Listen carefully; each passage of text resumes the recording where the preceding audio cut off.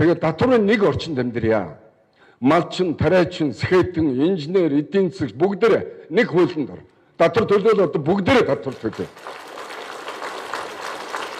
Улаанбаатарын бид хэлчих арьсаа хуултал татвар төллөө шүү дээ 27 жил.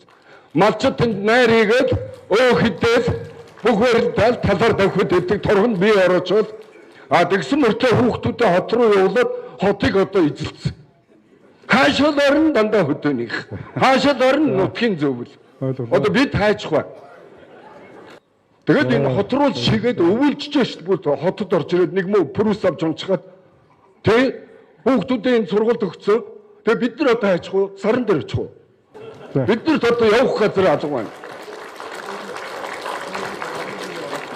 Тэгэхээр ийм байна. Байж одоо ганц минут. Тэгэхээр бас уртынхаа хэмжээгээр минут нь урт байх хэрэгтэй байхгүй даа. Жижигхэн жижигхэн ярих хэрэгтэй чи эсрэгээр урт минут өгөх айгүй зовлонтой. За дараагийн асуудал энэ зам байна. Гэхдээ ч одоо бүгдээр л машин унаад байдаг. Зам тавих болохоор төр зам тавьж идэг ханах хэлсэн би. Гэхдээ энэ замын хурамч нэмээд энэ машинтай хүмүүс тэр замаа тавьдгийн байгаа. Энэ улсын төсвийн хөрөнгөөр одоо зам тавихаа болж үзье. Хамаг мөнгө энэ асфальт руу ороод нөгөө асфальтан дээр юу хийж чинь бүгдээрээ хурим найр наадам хийх гэж машинтай тавих чинь. Тийм учраас энэ улсын төсвийн хөрөнгөөр зам тавьдгаа болох хэрэгтэй. Сангийн ам гэдэг нэг цоорхоо шууд ашиг газар.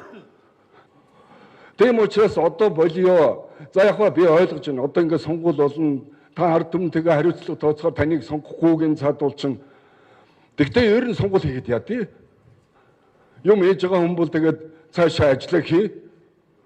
Ядаргаа байна шүү дээ. Нэг сонгуул нэг 2 3 дарга. За дээр нь хамгийн сүүлчиг энэ хөдөөнийхэнтэйгээ одоо хариуцлага тооцсон. Өнөөдөр бүх аж ахуйн нэгжүүд ажилчинг болчиход байж байна. Ажил хийх хүн байхгүй.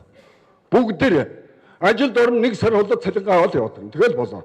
Хариуцлага тооцох ямар ч боломжгүй.